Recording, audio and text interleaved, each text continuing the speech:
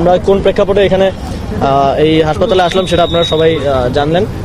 নির্বাচন পরবর্তী সময়ে বিভিন্ন স্থানে বিশেষ করে এনসিপি যে 30টা আসনে নির্বাচন করেছে এবং এর বাইরেও বিভিন্ন জায়গায় যেখানে এনসিপি নেতাকর্মীরা আমাদের জোটের প্রার্থীদেরকে বিজয়ী করতে কাজ করেছেন, এজেন্ট ছিলেন কিংবা নির্বাচনে সক্রিয় ছিলেন এবং সক্রিয় না থেকে শুধুমাত্র ভোট দিয়েছেন, এমন অনেকের উপর সারা দেশে হামলা হচ্ছে।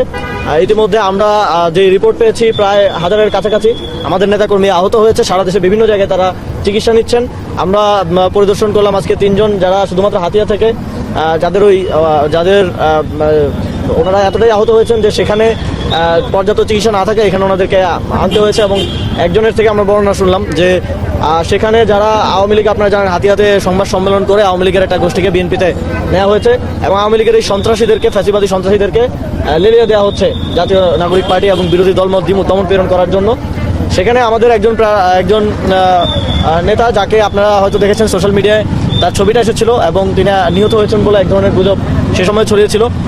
তাকে মেরে এক ধরনের, যখন হামলাকারীরা নিশ্চিত হয় যে তিনি মারা গেছেন, তার কুপিয়ে তার মগজ বের করে ফেলা হয়েছিল এবং তারা ভেবেছিলেন যে তিনি মারা গেছেন এবং তারা সেখান থেকে পরবর্তীতে চলে যায় এবং পরবর্তীতে তাকে সেখান থেকে উদ্ধার করে প্রাথমিক চিকিৎসা দিয়ে ঢাকায় পাঠানো হয়। এরকম আরও অনেক মর্মান্তিক ঘটনা সারা দেশে ঘটেছে। সাধারণ ভোটারদেরকে মারধর করা হয়েছে, তাদের বাড়িঘর ভাঙচুর করা হয়েছে, লুটপাট করা হয়েছে, তাদের স্বর্ণালংকার, টাকা পয়সা লুটপাট করেছে সন্ত্রাসীরা। এবং আমরা দেখেছি যে গতকালকে একজন স্বতন্ত্র প্রার্থীকে ভোট দেওয়ার কারণে, শুধুমাত্র ভোট দেওয়ার কারণে একজনকে হত্যা করা হয়েছে বিএনপি নেতাকর্মী কর্তৃক। আমরা সারা দেশে একটা ট্রেন্ড দেখছি যে বিএনপি সারা দেশে একটা স্ট্র্যাটেজি নিয়েছে, তারা আওয়ামী লীগের সন্ত্রাসীদেরকে লেলিয়ে দিচ্ছে।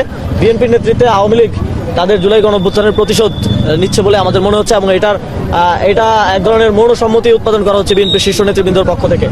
তারা যখন আজকে প্রেস ব্রিফিং করলো, তারা কথা বললো, আমরা আশা করেছিলাম যে তারা সারা দেশে তাদের সন্ত্রাসীদেরকে তারা নিয়ন্ত্রণ করার জন্য কোনো কথা বলবে, তারা তাদের সন্ত্রাসীদেরকে নিবৃত করার জন্য কঠোর কোনো ব্যবস্থা গ্রহণ করবে এবং যারা এই ধরনের হামলাগুলোর সাথে জড়িত, যেই জায়গায় হত্যার মতো ঘটনা ঘটেছে এবং স্পষ্ট হামলা করা হয়েছে মানুষকে হত্যার উদ্দেশ্যে, ভোটারদেরকে, এজেন্টদেরকে, বিরোধী দলমতের মানুষকে তাদের বাড়িঘর লুটপাট করা হয়েছে, তাদের বিরুদ্ধে এখন পর্যন্ত কোনো শাস্তিমূলক ব্যবস্থা আমরা সেভাবে দেখতে পাইনি। আমরা নির্বাচনের আগে দেখছিলাম যে কোথাও চাঁদাবাজির খবর আসলে বা কিছু আসলে তারা সেখানে বহিষ্কার করতো, কিন্তু নির্বাচনের পরে আমরা সেটা দেখছি না।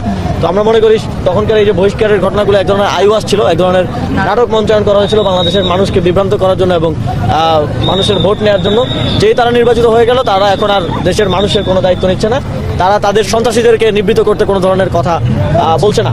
আমরা সারা দেশে 11 দলীয় জোটের যারা নেতাকর্মী আহত হয়েছেন, নাগরিক পার্টির যারা নেতাকর্মী আহত হয়েছেন, তাদের জন্য দেশবাসীর কাছে দোয়া চাইছি। অনেকেই খুবই আশঙ্কাজনক অবস্থায় আছেন।